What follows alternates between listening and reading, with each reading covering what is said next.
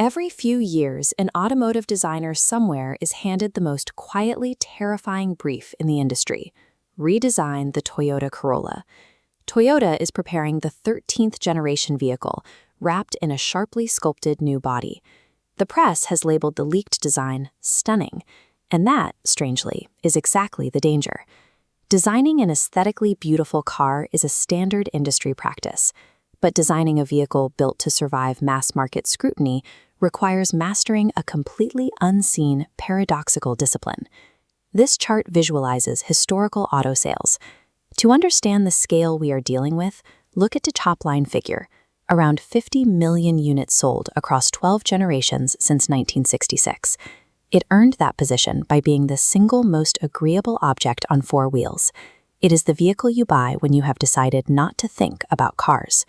For 60 years, the design mandate was never be admired. Nobody's pose is supposed to race for this machine.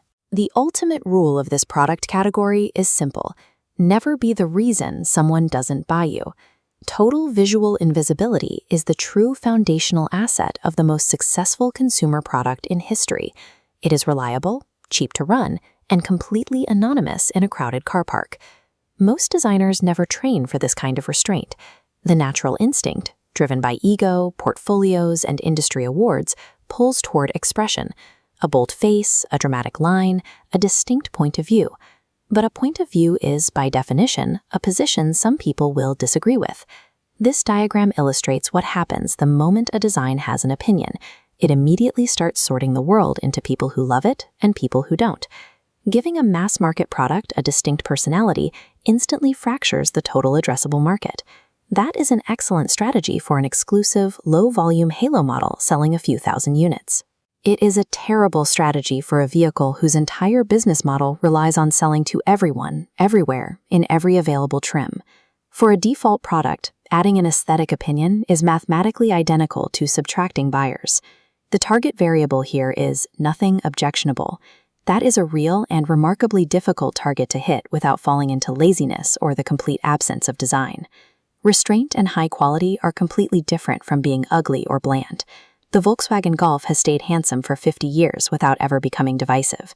Yet the industry keeps falling into the same trap. Teams take a product that wins by being a safe utilitarian default, and out of boredom, they try to make it premium or expressive. Giving the safe choice and identity unknowingly asks customers to have an opinion. That is the exact thing they were paying money to avoid. Imposing a brand identity on a utilitarian tool destroys the psychological comfort that made it dominant in the first place. Looking at the 13th generation redesign, there is massive temptation. Studios are flush with new EV platforms and concept car confidence. But the maturity of a design studio isn't proven by what they can technically achieve. It is proven by their ability to resist the urge to make a safe, successful object dramatic. 50 million people did not buy a statement piece. They bought a tool that let them stop thinking. The ultimate success of these specific objects is measured by their ability to earn a place in the world by never getting in the way. This theoretical philosophy is grounded entirely in the physical reality of the assembly line.